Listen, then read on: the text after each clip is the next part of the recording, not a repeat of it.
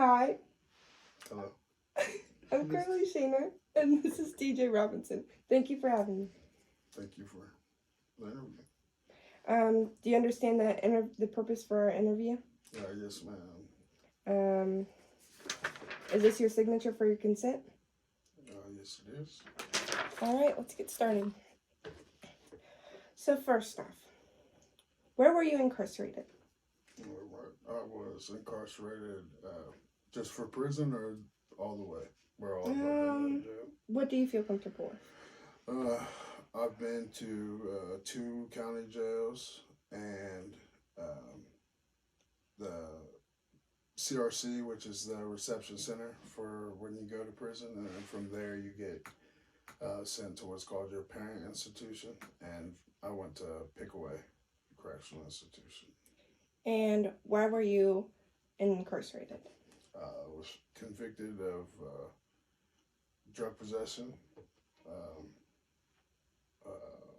third-degree felony, F3 drug possession, in 2009 or 2010 was my conviction date. Yeah. And how long were you incarcerated? Altogether about 11 months. What is the difference between jail and prison? Jail, you is where jailable misdemeanor offenses are, or say you are awaiting trial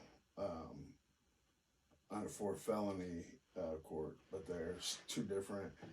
A common pleas court will that handles matters for felonies, which is what you would get sent to prison for, is for felonies. The municipal court deals with criminal and traffic and civil cases, but those things are handled at where you get sent to jail, county jail. Do jails and prisons offer religious programs to inmates? They do, in certain ways. It just kind of depends on where you're at. But even the county jail, Tri-County jail, which is for Champaign, Union, and Madison County here, they do, like along with AA, which is Alcoholics Anonymous, and NA, Narcotics Anonymous, they do another program called Celebrate Recovery, which is another form of programming to help with towards sobriety and other things. And then also they'll have a different Bible study and have church too for people come in. The Gideons, they come in, and it just depends really. And then like for Muslims, they'll have certain things, and even allow I think you might be able to have like your long hair now, but before you would have to, when you go to prison, you have to cut your hair. But certain religions, they would allow you to keep your hair or any other thing that was like part of your religious beliefs. There's multiple. I mean, it just kind of depends on how you do your time. You know, some people are steady. You know, they'll try to sleep their time away, or other times that people will. Most of the time, people will work out. You know, it's like you're about one of the only good things that can come from being locked up is you have a chance with all the food that you eat, unless it's the crap food on commissary. But like if you just eat the food there, it's strictly 1,200 or 1,400 calorie diet. All like turkey or soy food. It's nothing like, there is no junk. You know what I mean? And that on top of, unless there's obviously drugs and people make alcohol in there as well, whatever, but it's harder to get, especially if you're not doing anything illegal like hustling wise, or you don't have a family that's sending you money in order to, you know, to buy whatever, you're as healthy as you've ever been. You know what I mean? And so if you're working out, you have the opportunity. You know, you can. Breakfast is like 5 o'clock in the morning, so from that time you're up, and as soon as the sun comes up, they'll let you out on the yard where I was. So 7:30 in the morning, 8 o'clock, they open the yard, and you'd be out there till 4 o'clock count. They'll do that, go to dinner. Once you come back from supper, they'll open the yard up again about 6 o'clock, and from 6 until 10, you could be out there. So in that time, like most people will work out twice a day. So it goes from lunch is at I forgot lunch too, but like lunch is 11, 10:30, 11 starts, and then dinner time is 4:30, 5 o'clock. They start, but it's Depending on the person. yeah, It's a it just typical... depends on, it's just like out here. I mean, if there's drug dealers in there, there's people who are, if you have a job to where you're, Pickaway had milk, dairy farm. They make the juice, like your juice and milk comes in like plastic pouches, and like to drink them, you gotta like bite a corner and squeeze it to drink it. Well, they package there. You've seen like they have like the kind of stereotypical prison stamping the license plate deal. Have wood working shops. It just kind of depends. There's people that go outside of the gates and minimum security prisons that go out and clean up highways or whatever the case. Or even if you're going to school, you could have school. They offer. Just depends on the institution and kind of what you want to do. Some people don't do shit with their time. Excuse me, cuss, I'm sorry. But don't do anything with their time, and they sit and do nothing but play cards and sit and talk crap with everybody, but aren't doing anything. Or or you could apply yourself. They have there's a library. It's kind of depending on if you're going to find something to fill your fill your time, or whatever. But That actually leads into my next question. What type of educational programs and treatment programs are there available to prisons? And if there were, did you take any? Okay. Answer the first part. Most prisons, institutions, definitely, when you first get to CRC, there's like a few days where it's all like your processing stuff. And say, for instance, you don't have your GED or a diploma. Now they make a big thing to try to definitely get you your GED. And from there, if you want, there's different trade schools that they do, and then they offer ability to even regular college or like community colleges. They, depending on where you're at, they'll offer classes to where you can actually earn a degree while you're there, and just kind of it just depends. Smaller facilities might not offer as much. High security places might not. They have to worry about safety as well. Along with kind of what kind of funding, because there's private prisons and government prisons, and the private facilities. Man, I'm sorry. Okay, The private facilities are like, it's kind of, if it's not something that's lucrative for the people that own it, then it's not, they're not going to offer as much, kind of like the bare minimum of whatever they can do. And then they also, for the second part of the question, depending on your charges, they'll offer what's called an IPP program, or intensive,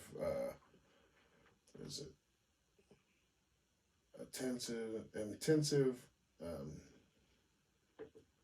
something.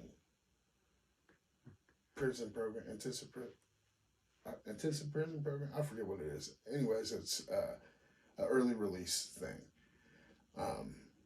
When I was incarcerated, there was 3 different locations and facilities that did it. If you were going for like your GED or school, there was one, I believe, that was in Marion or Lancaster, one of the two, and then either Marion or Lancaster. The second one was like a boot camp, which is like kind of like military style, like conditioning and kind of real structure on, real focus on structure and kind of more physical and whatever. And then what I did was for drug and alcohol, they had the Oasis program, which is at Pickaway, and each one of those 3 different types, instead of doing your whole sentence, you would do 90 days or 120 days. The one I did was 120 days on top of another 90 days. And you do 90 days in the program and then go into a halfway house, which is outside of the gates. You have the ability to get a job and everything else. Is not a lockdown facility. Some of them are lockdown facilities, but where I wasn't. And also do 90 days there, or 90 days at the halfway house, and then you would be on PRC, which is post-release control, like similar to probation, for another up to a year or whatever. But the Oasis program was awesome. It was kind of planned, did a lot for me personally, like for identifying just behaviors and the way that you think and questioning that, and kind of build. It also focuses on structure a lot and communication and the importance of that, and like just kind of as mind, like to change, just to kind of connect the dots to explain why, or to find out. I thought I was, at that time I was a drug dealer, and I thought that I was so much different from a drug addict. You know what I'm saying? But then you realize that that same thinking and the criminal thinking is like, how it connected. It was a very, very good, for the circumstances, it was, life changing. And that's awesome. Yeah. What type of medical care do prisoners receive, and Oh. and if you have any personal experiences, do you mind sharing? Yeah, they where I was, it was, you get they do a checkup like at CRC when you first come into the reception center, and then most of the time, as long as it is like manageable, they're not going to let you like let something wrong. Like if you have something wrong with you, they'll, at least where I was, I've heard different stories, you know what I mean? But like, there's a dentist, there's an eye doctor, they'll give you glasses if you need false teeth, dentures. They do, obviously doctors always on call. There's actually a medical facility, they call it Med Bay, but medical facility there, like that has nurses and doctors and everything on staff 24/7.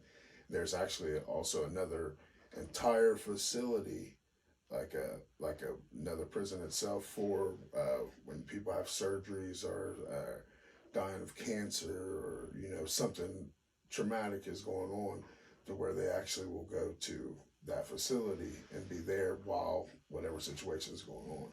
Okay. Why is respect so important within the prison environment?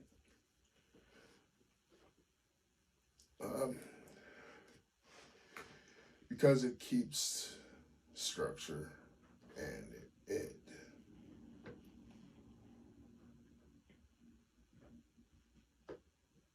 trying to think how to answer this the best way. the biggest bad thing about prison is that it makes you go to the animalistic, Everyone for themselves. yeah, I mean, and that's, I mean, point blank, that's like the,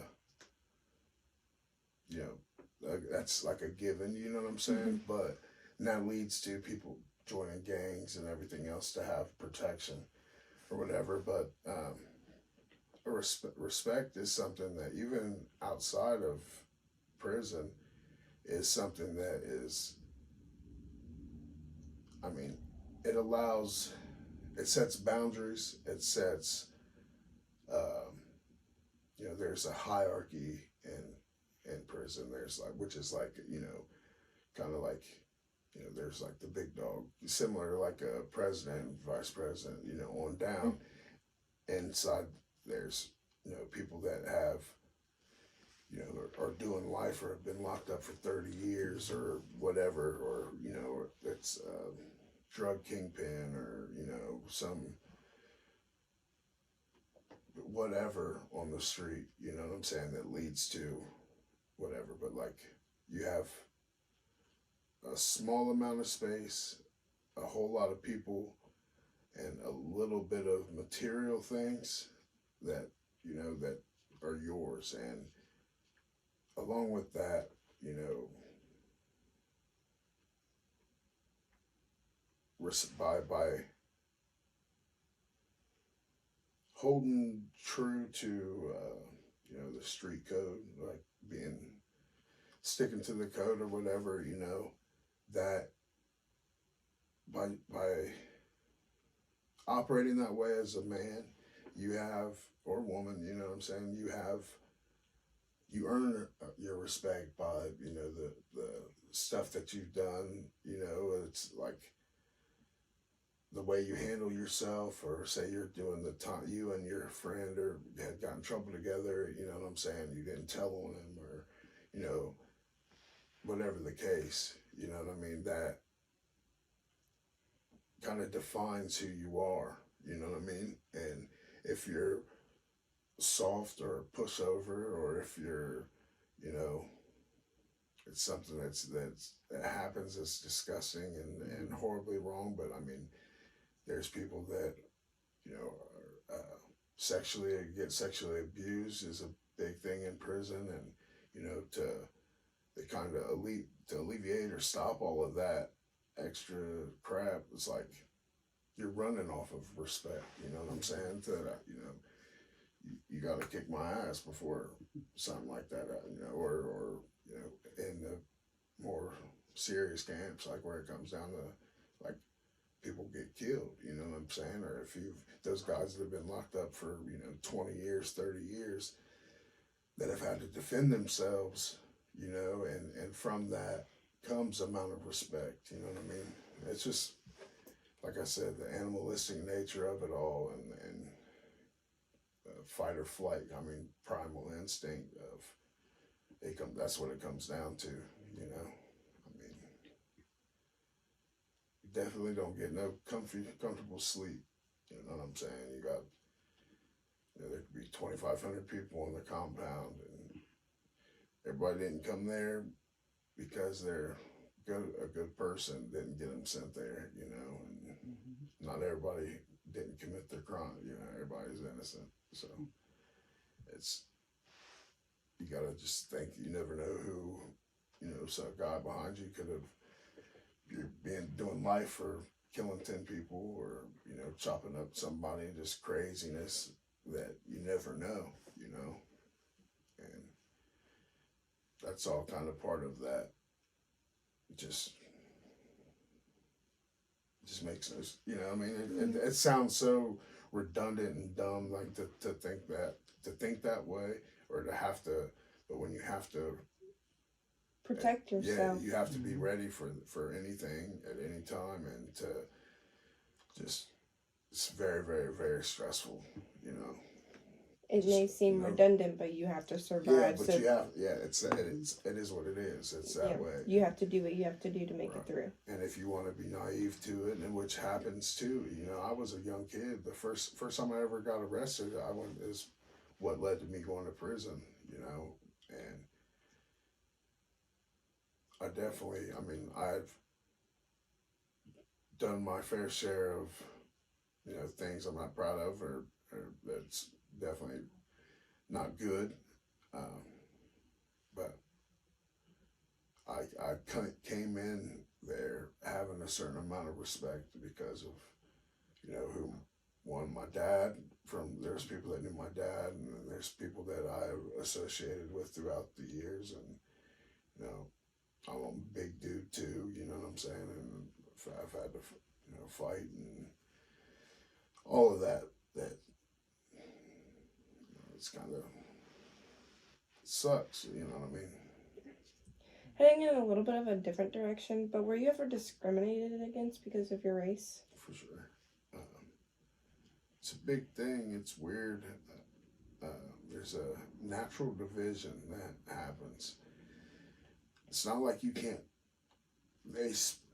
Most of any place I've ever been is split with whites and blacks, Mexican or Hispanics, you know, and it's okay, like, fine to talk or hang out or whatever, but if there would be a type of situation where a race war would happen, or, you know, it's a big fight, you know, it happens that way where it's split up, you know, and my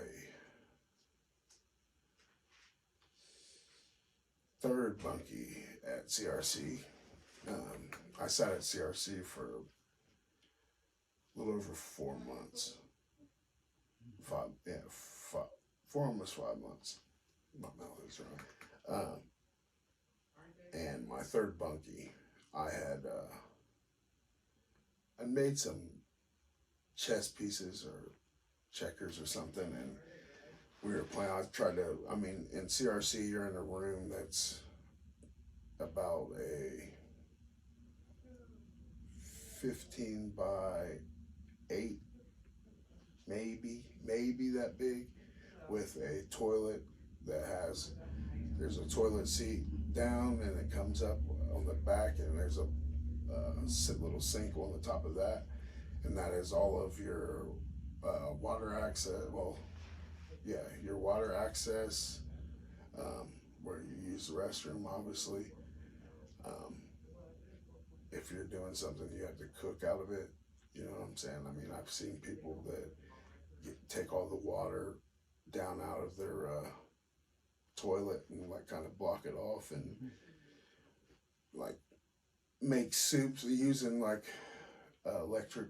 hot electric wires to heat the toilet up to make it to where it'll boil like a pot, to like soup. Putting cans and hot, like, batteries and the blades off a razor blade, using batteries and that, and to heat up, like, on the rack where they sleep, to make like a grill. Heat it up with tin cans, and I mean, super ingenuity. It's crazy. But you know, the big white gangs of Aryan Nation, you know what I'm saying? But that's where I was going. My third bunkie, I had tried to get him to do the chess or whatever. Wake him up. I'm like, come on, bro. I said something like, play me in, play some chess, and I said the N word, not ER, but A. And he said, I'm not your inner. And I smacked him, and then I had words, whatever, and I took a nap, and I woke up a little bit later, and he went to apologize to me and said, I didn't mean to call you an inner, and said it again. And it's one of those things where I don't play about that racist stuff anyways. I'll stand I'm multiracial, but how the law or anyone else looks at me is I'm a black man. You know what I'm saying? And I stand up for that. You know, and you can't. Part of it goes back to the respect thing. Like I've got to do something about it. You know what I mean? You get put in that position, and it just so happened that it's called a porter, but they people that clean up, like outside and like kind of outside of the cell, but like the hallways and stuff. They're mopping, they're doing laundry, or all that stuff. They he was standing right there, and like I look up, and he looked to tell me if the police or correction officer was close by or whatever, and covered for me, and I handled the situation or whatever. But other than that, there's people that have huge. I've seen somebody have Hitler tattooed on the back of his head, all kinds of different, crazy Nazi or Aryan Brotherhood or any other type of denomination, white pride shit. That it's just crazy. Okay, switching pretty much a completely different direction, and we only have 2 questions left. Woo. What types of honor systems are there for prison inmates? Honor system, as in like if you're on a good path, like early release. They have the IPP program. Also, you get the ability to earn what's called good days. I think they brought that back. There's been a lot of changes from when I went to prison, and not. Smoking had just went away when I got incarcerated, which was a big thing. But you can get good days. The lower your security, you can get the ability to have more responsibility with like whatever job you get classed at. Each individual gets classed to a job, whether it's a student, you get paid, and you get what's called state pay, which is a minimum amount. I think it's like $14 is like the lowest at that time, maybe 18. But that's in order, like for commissary, which is all of your, outside of the chow hall, there's commissary, and that's where you get like pens and paper, all your hygiene stuff, food outside of, there. They have a whole bunch of crap really most of the time, but it's like, ramen noodles, or, heard people talk about making a break or whatever. Or like Laffy Taffy. Oh, I've heard about that. You can make different,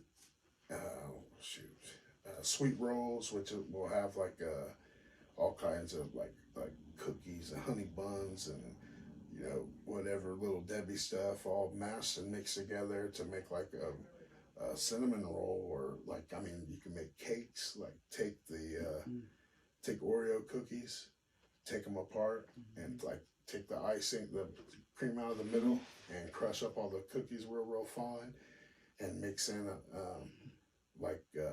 peanut butter and like water to where it'll make up like a cake batter, and cook it in the microwave, and it'll rise up and make like a cake. Make pizza. Make pizza with like Cheez-Its and ramen noodle. Crush up a pack of ramen noodles and Cheez-Its and mix it with water, and it'll make like a dough for pizza. Burritos, all kinds of stuff.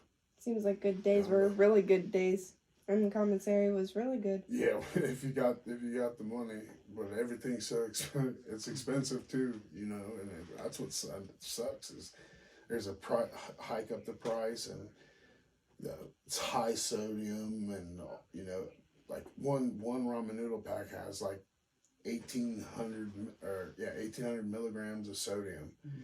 There's people that are on, 1 gram sodium or 1,000 milligram sodium diet. So it's one ramen noodle pack. One of them is twice your diet. You know what I'm saying? An overload. And that's with nothing in it. On top of the squeezed cheese and salami or summer sausages or beef sticks and pickles, tuna, different you know, you get like the cans of like chili or like chili. You know, you've seen them cans Yeah. of chili. Well, they'll have be in bags in there, and there's that. And, oh, I mean, all kinds of stuff. Jack mac or mackerel, fish. It's crazy. Bacon. You can get bacon, sausage, crumble. It's expensive as hell, but ice cream. You can get ice cream almost every day most of the time. Get like a little pint of ice cream. Okay, I might have lied. We have 2 more Very questions. good. So this is one of the bigger ones. What are challenges that inmates face when re-entering into into the larger society, and what can be done to assist inmates and with the preparation of societal integration? It's too The far. biggest thing is you have to completely deprogram. You'll always have PTSD. I don't care who you are, what your situation was. The shit is traumatic. The things that you'll see or can hear at night, or things that get ignored. I've seen officers beat dudes. I've seen heard guys getting raped, or catch guys having, being sexually active to get like crazy. But I remember when I got out, it took me about a week to where I didn't feel like super weird talking to people outside of here. Like people I was locked up with or anything, it was just like normal. But to getting back to my responsibilities and life outside of there, thinking, you have all those pressures of like, the world, life's been going on while you're away. It doesn't stop, and you come back and everything's still the same. It doesn't work that way. So trying to mentally prepare, it's hard to say, like, when you think about where you're going to be exactly in a year, you have no clue, So imagine jumping from today till March 8th of 2023, and you're at work and you don't even know where the hell you're working at or anything. It's like,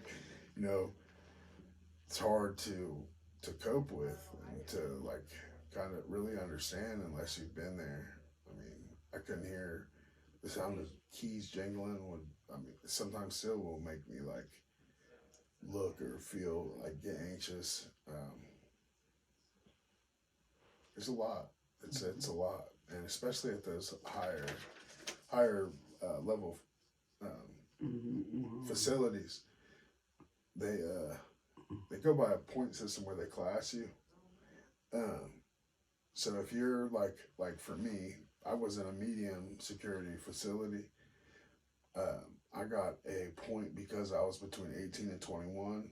So, and it's kind of based off a point system. Then you get a point regardless for when coming to prison. And then another point because I had a drug charge. So I had 3 points automatically. I want to say it's, I might be 5. I don't know exactly how many points, but like, I know two to, that's what it is. I think it might be 6 is the most you can get. But like 2 to 4 is minimum, medium, and then I'm sorry, might be there's minimum, medium, or minimum, medium. This depends. Max, super max. Super max is where you are pretty much what's called like in the hole, but you're constant. I mean, your meals are brought to you, your shower is brought to you. You do not leave the room or cell or wherever you're at. It is strictly for the worst of the worst inmates and people. That's what, like death row will be in a super max facility. Maximum security is like where you're going to be on like 23-hour lockdown in a cell, or most of those places are either 2 or 1 man cells. And then medium facility like Pickaways has bays, which is like, if you've seen like any army or military movie where their beds are like the bunk beds and like one big room with a bunch of bunk beds, that's like an open bay. That's how Pickaway is, and then the minimum most of the time is going to be that way, or they might have cells but they'll have like the ability to go in and out. Can leave the compound. They'll be dressed in brown, like you got state blues is what they call it, but you're always dressed in blue pants, blue shirt. The tans are tan or brown, whatever. They can go outside the facility, but yeah, that's. All right, last question. Were you able to identify or connect with any other prisoners or inmates? If so, what are the pros and cons of identifying with another prison inmate? What is the what? Were you able to like identify or connect with another prison Right, I got inmate? the first one. I didn't hear the second question. If so, what were the pros and cons of identifying with them? Yeah. I'm still friends with a couple of the guys that I met when I was in prison. There's people that just make a bad choice, that doesn't change who they are. I met a guy that he had got a DUI 2 weeks from getting his bachelor's degree. A little Asian dude that he had gotten a wreck that I think somebody got hurt, and was like 2 weeks before he was going to get his bachelor's degree, and ended up getting 5 years. He went to the University of Findlay. Then I was locked up with a guy. He is a barber. He actually was my barber when I was locked up in there, but he had opened up. He was a Crip in the gang, but he opened shows for Snoop Dogg before. He was from Columbus. He got a bunch of songs and stuff. Like, it was crazy. Then there's a dude that was from Nelsonville, which is down by Ohio University, a real small town. He was super cool. DJ is his name, Willis.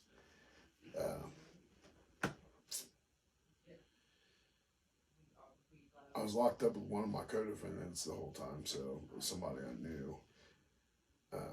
But that's the good part, is like you can find people that are cool. And also, if you are still criminally active and you're not wanting to change. I was in the Oasis program, and at that time I had got a girl pregnant. I was having my first son, and I was, went from being a 19-year-old bachelor that, thought I was going to be, tried to, be a drug dealer, and I made bad choices, to coming home, and I was a man, and I had bigger responsibilities, and a father. So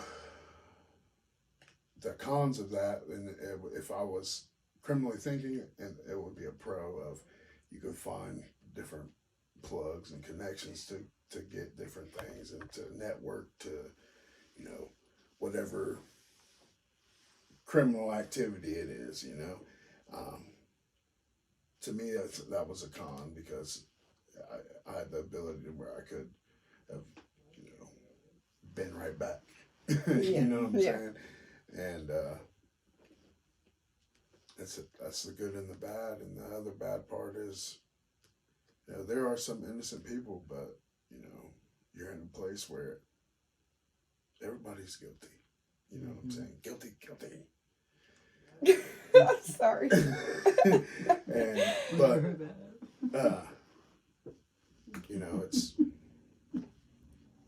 It's sad, and it's something I'm going to talk about too, to kind of finish, I guess, maybe you guys can discuss. When I was incarcerated, there was a 86% recidivism rate. Recidivism means to kind of repeat. So Go through that 80, same cycle again. to come back. 86%. One of both of my little brothers are incarcerated right now. My number was 626960. That was the number that you get a prisoner ID number that you have to always wear on you. I was incarcerated in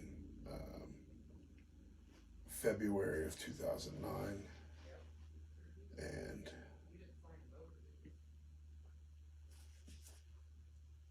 let's see, I'm gonna look up what my brother's number is now. So within 12 years,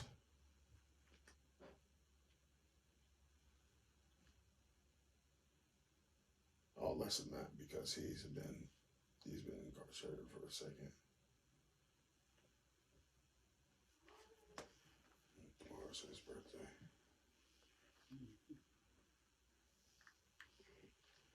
His number is 776070.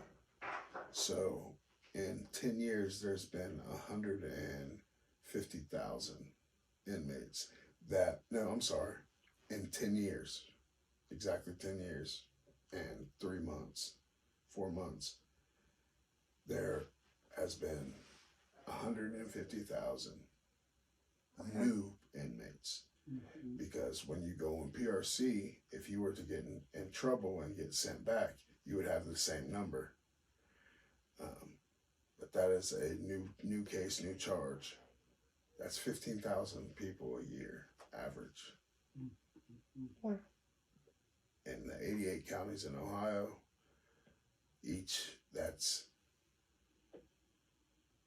roughly, 5 people. There's only 5 days in a week too, so, think roughly, 5 or 6 people a day getting sent to CRC. Wow. That's crazy to think about. And of those, say it is 5. So of those 5, 4 of them have been here before. It's sad. It's And what's the craziest part is, like, I could have went on and on and on about, the bad parts of coming back to society. But the hardest part, and that's why we hasn't been gotten, magic pilled right. One, individuality. Each person's different, but each journey's different. There's just so many different aspects that add up to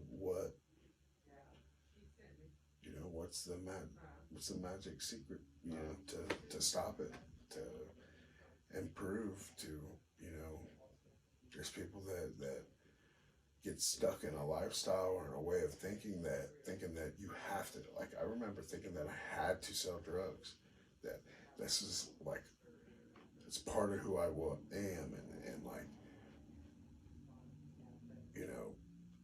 every excuse that what really was my addiction had led to, like,